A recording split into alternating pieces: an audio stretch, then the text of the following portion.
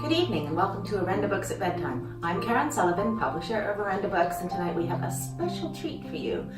We're going to be hearing from Helen Fitzgerald. She's the author of The Cry, the BBC hit drama, and she's going to be reading to you from one of the most talked about books of the moment. It's a book called Worst Case Scenario, and this is what it's about.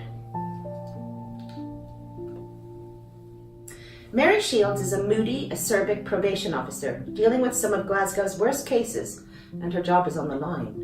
Liam McDowell was imprisoned for murdering his wife, and he's published a series of letters to the dead woman in a book that's made him an unlikely hero and a poster boy for men's rights activists.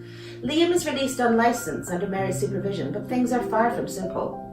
Mary develops a poisonous obsession with Liam and his world, and when her son and Liam's daughter form a relationship, Mary will stop at nothing to impose her own brand of justice with devastating consequences.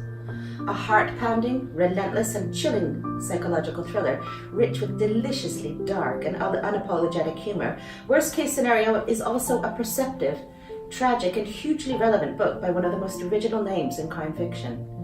And this is what people are saying about Worst Case Scenario. Ambrose Perry says outrageous, extremely funny and ultimately devastating. Mark Edwards says it's a dark, comic masterpiece that manages to be both excruciatingly tense and laugh out loud funny at the same time. Aaron Kelly says shocking, gripping and laugh out loud hilarious, brilliant.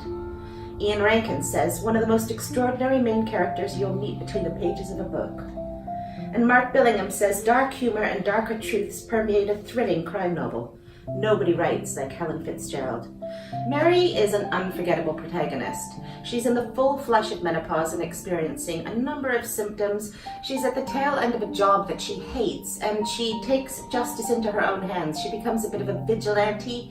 Now, this is a really funny book, like darkly funny book, hand over eyes funny book. This is an important book, and in the best tradition of noir, it prods the underbelly of society. In this case, the probation service and the social services, and comes up with some pretty grim reading. It's a page turner, it's nail biting, it's funny, it's absolutely magnificent, and I'm really thrilled to hand you over now to Helen to read from Worst Case Scenario. Hi there, I'm Helen Fitzgerald, and this is my book Worst Case Scenario. I'm just going to read you the first 4 pages of it. So it's part 1, The Wife Killer. Every time Mary tried to relax in a bath, a paedophile ruined it. Tonight it was McKinley, who she'd visited on the way home and who had sat on the sofa for 10 minutes with one or more balls hanging out of his shorts. She still wasn't sure if it was deliberate. Probably not, as Mary was 52, not 5. I'm not allowed to think about that, Mary said out loud, and McKinley's balls disappeared into the bubbles. As ever, another case invaded immediately. Not a sex offender, but a far more palatable wife killer who she'd be meeting for the first time tomorrow.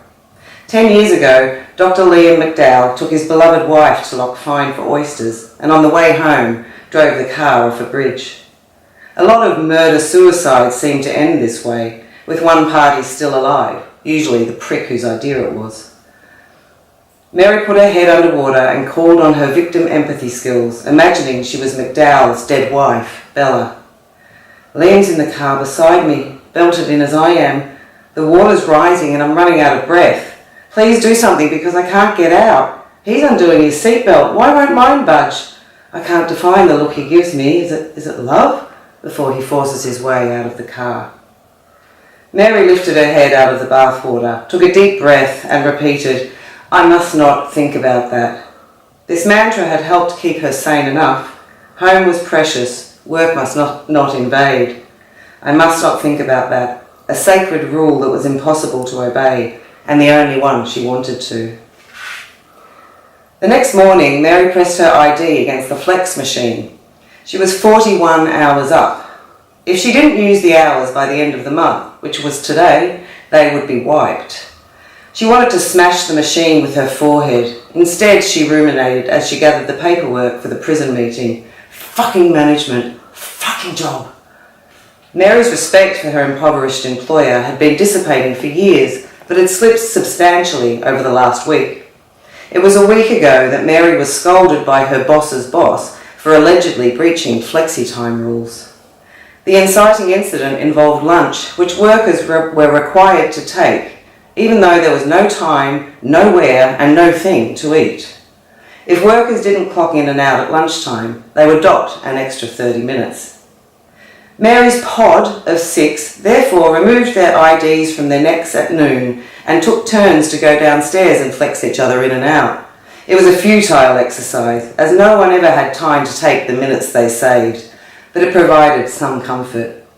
Once rage-filled poverty busters, Mary and her pod now rebelled by pooling lanyards at noon.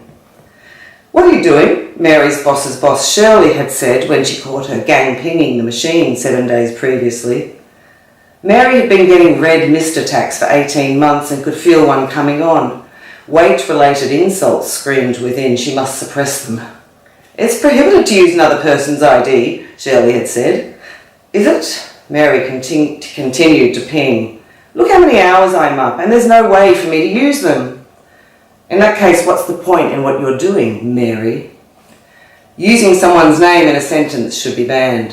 Mary hung there for seconds before she said, "Well, it's all right for you, Shirley. You obviously have plenty of time to eat lunch." Oops. Because of that incident, a meeting was being convened by Shirley and Mary's boss to discuss the potential need for an urgent meeting with Mary. News quickly spread throughout the office. Mary was a registered flex offender. Thanks very much, Helen. That was incredible. And thank you all for watching. And we'll see you next week for another episode of Orenda Books at Bedtime.